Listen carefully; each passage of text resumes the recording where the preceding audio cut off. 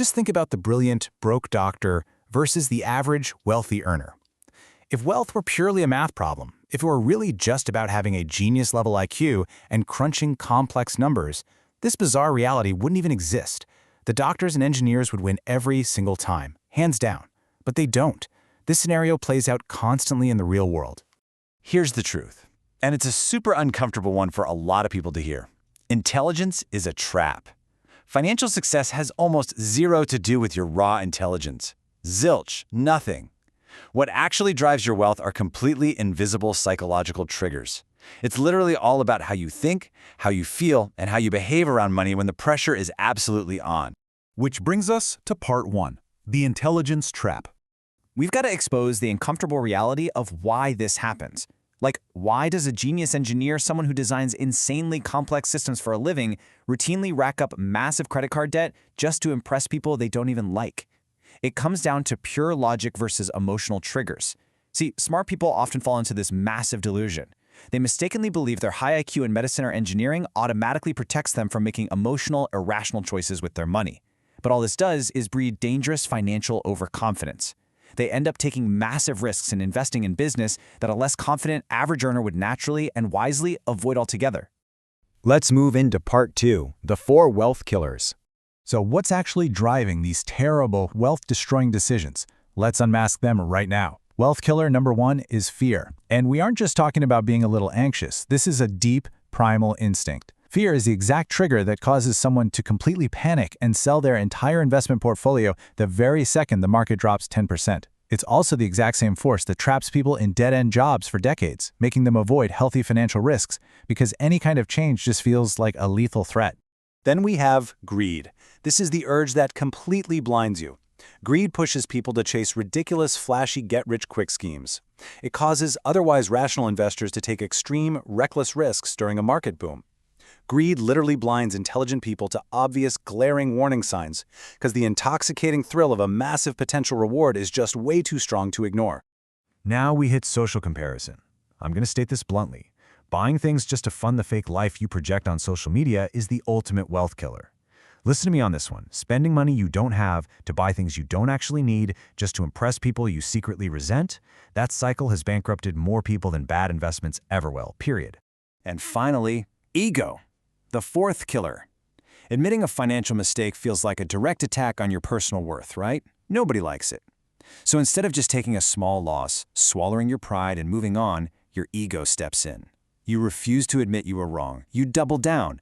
And suddenly a tiny, totally fixable mistake mutates into an absolute financial disaster, all just to protect a fragile ego. So, part 3, your invisible money history.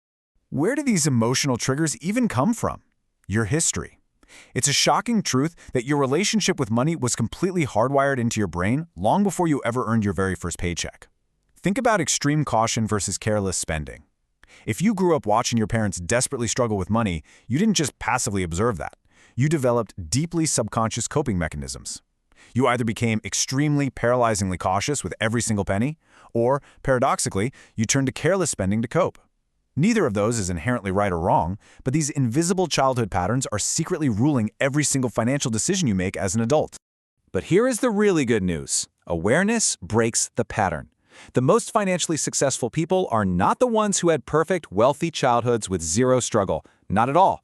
They're the ones who recognize their own invisible, destructive psychological patterns and actively, consciously chose to do something different. The absolute most crucial point is this: behavior matters more than knowledge. This is the ultimate paradigm shift, guys.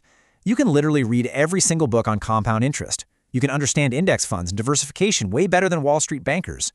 But knowing all of that is totally, completely useless if your emotions hijack your brain and you panic sell everything the minute the market crashes. It's the ultimate showdown: financial education versus excellent habits. An average earner who simply sets up automatic savings, avoids bad debt, and just keeps their head down will ruthlessly and consistently outperform a financially educated genius who completely lacks emotional control. The genius panics, the average earner sticks to the habit, and the habit wins every single time. Which takes us to part 4, master your money mind. So, how do we actually fix this? We're pivoting right now to high-energy, actionable solutions. You have to take back control of these destructive emotional habits. Here is your exact 5-step battle plan to outsmart your own psychology and build lasting wealth. 1. Automate everything. 2. Define enough. 3. Pause. 4. Study patterns. And 5. Prioritize behavior over perfection. Let's break these down real quick so you can use them starting today. Step 1 and 2, automate and define enough. First, you absolutely must make your savings and investments completely automatic. Remove human emotion entirely, because if the money moves before you can even spend it, willpower becomes totally irrelevant. Second, define enough. So many wealthy people destroy their own lives simply because they never actually define this. What is your actual lifestyle goal? If you don't define what enough looks like for you, you're never going to stop taking reckless risks because the goalpost is just going to keep moving forever. Step 3 is the 24 to 48-hour rule. This is your mandatory cooling off period. Before you make any major financial decision, you must pause for 24 to 48 hours. No exceptions whatsoever.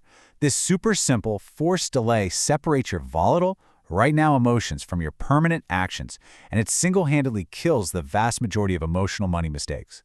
Moving on to steps 4 and 5, study patterns and choose consistency.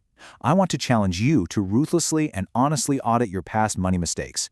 Do you spend more when you're stressed out from work? Do you panic when the news is bad? Find your specific weakness. Then, completely forget about finding the perfect financial strategy. You just need to find a good enough strategy that you can simply stick to day in and day out for the next 20 or 30 years without your emotions interfering. Let me reiterate this with absolute urgency. Self-awareness beats raw intelligence. You do not need to be a genius to build wealth. You don't need a sky-high IQ. You just need the self-awareness to know your own triggers and the basic emotional discipline to stick to the simple, boring basics when your emotions are literally screaming at you to do something stupid. Which brings us to the ultimate question. Smart people fail at money because they never studied themselves. Have you? I really want you to seriously question your entire financial psychology after this. Before you make your very next financial move, you have to master your own mind. If this explainer gave you some clarity today, hit that like button, subscribe, and definitely share it with someone who needs to hear the unvarnished truth, because the very first step to real wealth is knowing the truth. See you in the next one.